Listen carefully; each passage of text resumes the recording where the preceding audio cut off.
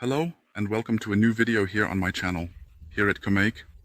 In this video I will take you along as I lay out a drip irrigation system and irrigation system in my raised bed, so that the plants can also grow behind my carport in the future. Have fun with it and enjoy every moment. See you soon. It is the end of August and the construction of a lawn irrigation system is, at least for this year, completed. I can now take care of the raised bed behind my carport. As you know from my other videos, I built this carport only this year, and the soil behind it, partially refill, to create a privacy screen from my neighbors. I have carefully planted a hedge to get. This hedge has already received a drip hose that was still a leftover. The area over here is now also to be automatically watered. If there is too little rain during the dry period, I can adequately supply the plants with water through the roots. I have decided to install a drip hose watering system. This is this one here. This material is relatively soft, like an old car tire. I believe that the hose is made from it. This hose has extremely fine pores. As soon as water is applied to the drip hose, the water drips out very slowly. This hose here is a complete package. It consists of approximately a 25-meter hose in length and includes a starter set of various essential connectors and components. I will then very carefully and securely install this hose in this area. I have already planted some ground cover, right after the carport was finished. A climbing rose, which is often seen in gardens, for example.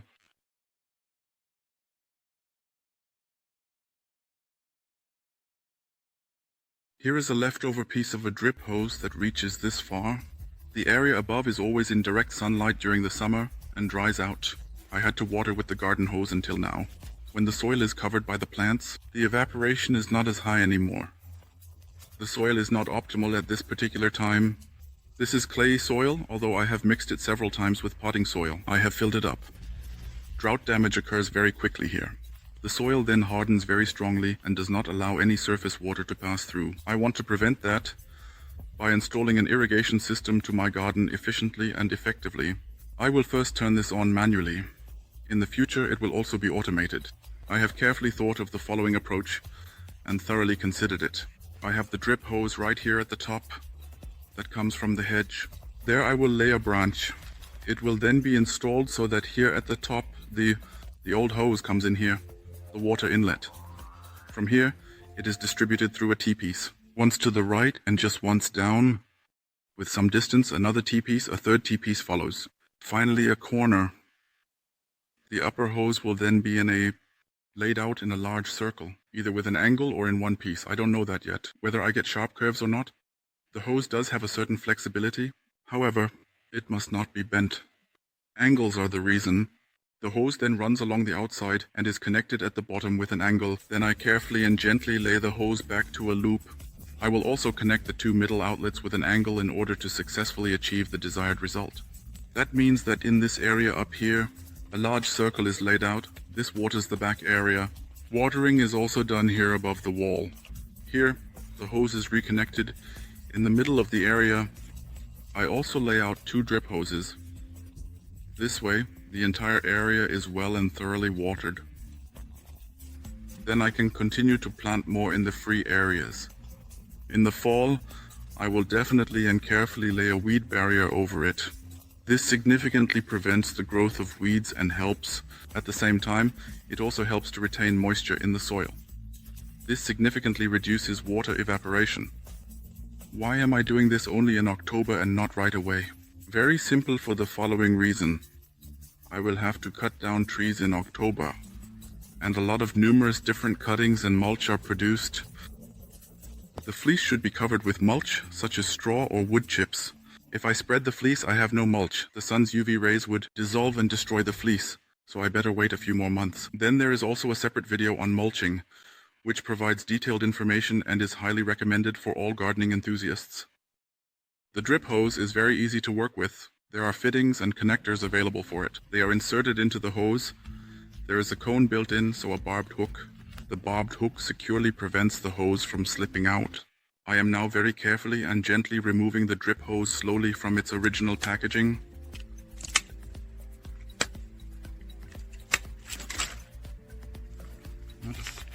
This set includes an additional coupling for the water connection. This is the standard connection system, commonly used, similar to the one used by Gardena. I unscrew the connector.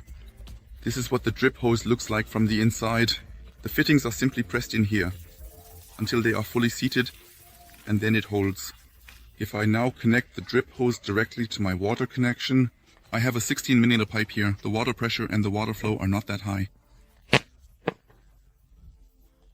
The pressure would be too high and would destroy the drip hose under this load. Therefore, one should install a pressure reducer in between. This is the device here that reduces the water pressure. My water connection has just under 4.5 bar. This water pressure is reduced to 0.6 bar via the pressure reducer. That may not sound like much, but it ensures that 6 to 10 liters per hour are delivered into the soil per running meter of this drip hose. In this video, I am going to demonstrate to you the complete setup process. I turn the faucet all the way on. There's still this garden hose attached. You can already see how the water starts to bead and droplets are forming. The hose is, as it currently stands, still too long. It is also intended to be laid in the other direction as well. Here, in this area, you are unable to see the drip hose anymore. From time to time, it can still be seen because it has already been buried. The drip hose runs along here. As you can clearly see, here you can see the unfavorable clay soil. I filled it with potting soil, at least in this area. Here, as you can clearly observe, you can see this extremely fine and delicate water jet. If I didn't have this important pressure reducer device for safety, this water jet would be significantly larger and significantly stronger. The pressure would completely destroy the hose over time. The length is approximately 10 running meters here, which is in total quite significant. And here too, just enough water comes out. You can clearly see where it gets wet and where the soil remains dry. In the area where the drip hose is laid underground, you can see the difference very clearly. Laying the drip hose is not difficult. The hose can be cut with a utility knife. You can also easily cut through it with garden shears or even... The drip hose is frost resistant. The water that is inside the hose flows gently through the pores and openings in the drip hose. There are also no problems in winter. I will now commence to lay out the drip hose up there, and then I will install the necessary fittings. I have approximately laid out the drip hose. That is 15 running meters in total. The first loop, the first circle goes along up here, actively participates in this specific area, and right here in front, it then goes back once again. Make sure to very carefully and precisely lay the drip hose properly under the plants, ensuring that it is not over them. In the end, I reconnect this circuit to the water connection. Then I have this middle water circle, which is elegantly and beautifully running around the climbing rows. At the moment, I'm short by a little less than a meter. However, I still have a leftover piece here.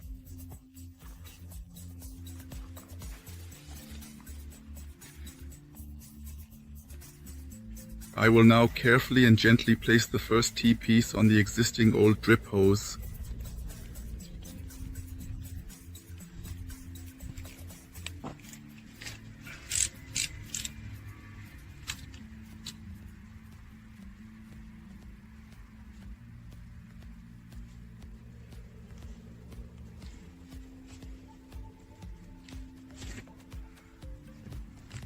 Done. It's that easy to assemble. I will first pull the drip hose tight. I carefully place it exactly where I want it and securely fasten it with the corresponding ground anchors. The drip hose system is installed efficiently and effectively for watering. I use these ground anchors. They keep the drip hose in the right place. Once the fleece and mulch are in place, it will hold on its own. The hose is certainly indeed definitely laid along up there and tied in at the T-joint. Here is the old hose. I have the curve. Connected here below with an angle, I cut the hose and carefully, gently press this angle connector with precision and accuracy to ensure a secure fit. The garden hose, which is quite long and flexible, continues its path down this section of the garden, eventually reaching its endpoint where it forms a neat and organized circle on the ground. The rest of the important drip hose is here. Additionally, once here and once there in various different places, you should just imagine it simply like this. I will now install this circle. First, I will start with carefully cut the hose with a utility knife. Then I carefully insert the T-piece and carefully connect the hose. The hose is laid out in a circle. At the inlet, the hose is cut again. There, a T-piece is placed again and the circle is closed. In this process, carefully and securely, ensuring that all connections are tight. I have just also finished laying and connecting the middle circle. You see just the T-piece here and the T-piece there. The circular path begins at this point, extends all the way to the area where the climbing rose is located, and then makes its way back to the original starting position, completing the loop in a seamless manner. The extra piece of hose that I had originally left over from the old hose that went up to here would not have been simply enough for this area here. That's why I very quickly, efficiently and securely installed a small, compact and safely T-piece back here.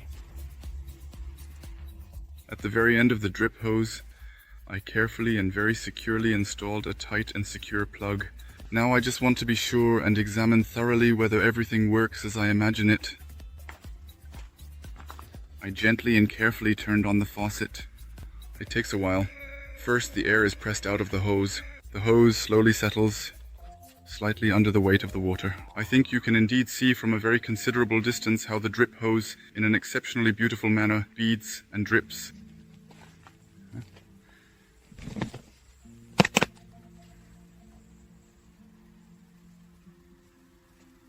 In some places it actually sprays small water jets.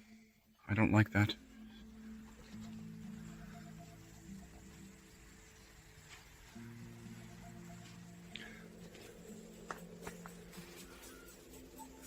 There just isn't much water coming here yet.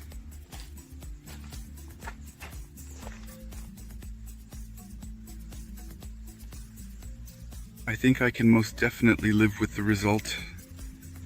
I could now strategically place the hose in the important areas where too little water reaches, or further optimize the position of the drip hose in order to... When the fleece is laid down at a later time, the moisture will be able to distribute more evenly, effectively, and in a more balanced manner under the fleece. The water is absolutely, undoubtedly, definitely, actually, really, indeed perspiring under the fleece, and cannot evaporate. I don't like these things at all. You can see a relatively strong water jet here. The jet sprays up to here in this area.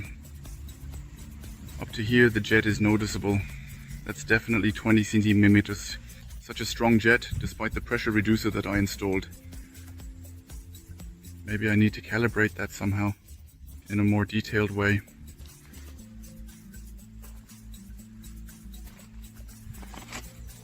You can see it very nicely here indeed. Right at this spot, a strong water jet comes out.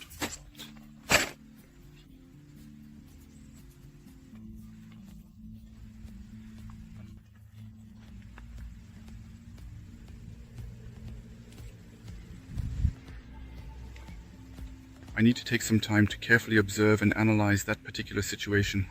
Unfortunately, despite our best efforts and intentions, it is a reality that it can no longer be altered or changed in any way. I will keep an eye on the water meter and monitor it closely to ensure everything is functioning properly and observe any changes that might occur, and let the drip hose run for 10 minutes. I will then calculate the result about the amount of water that I irrigate on the area. This way I know how much water actually reaches the ground. At the moment I am still watering with tap water.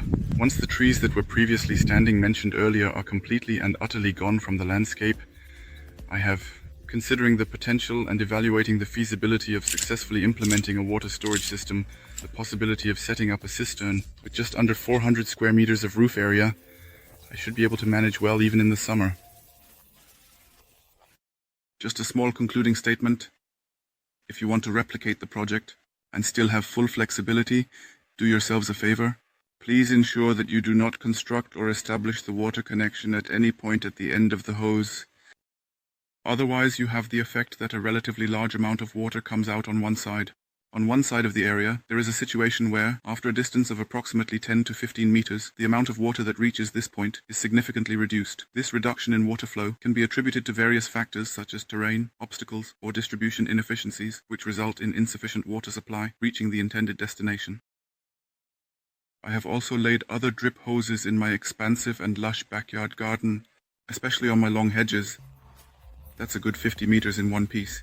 There, I place the water connection centrally in the middle of the hedges. From there, the drip hoses extend 25 meters to the left and right. This is simply how I prevent water from spraying out of the front drip hose, and in the end, after 50 meters, nothing arrives at all. It is better to lay only 25 meters to the left and right from the water connection, so that in the end, enough water comes out. Try to place the water supply centrally. This is my tip. Continue to lay the hose only above ground for now. Perhaps observe and optimize for a period of approximately 1 to 2 weeks, around about roughly. Once everything is functioning properly and is also sealed, you can bury the whole system. Bury it underground or cover it with a fabric and mulch. If you bury it immediately without testing, you won't know if the drip hose is damaged or you have come across a broken fitting. Then the water will leak out somewhere, and you won't notice it afterwards. Your plants are dying due to the drought, even though the water meter is running in circles. So test your system thoroughly and comprehensively before burying it. The water has been running for almost 2 minutes now. You can see that the area is being watered, piece by piece. My one rose is being carefully and well watered. Thank you for watching. If you are also interested in the videos, if you want to see the continuation or the next part, please subscribe to my channel and activate the bell. Otherwise, until next time, bye. Ciao.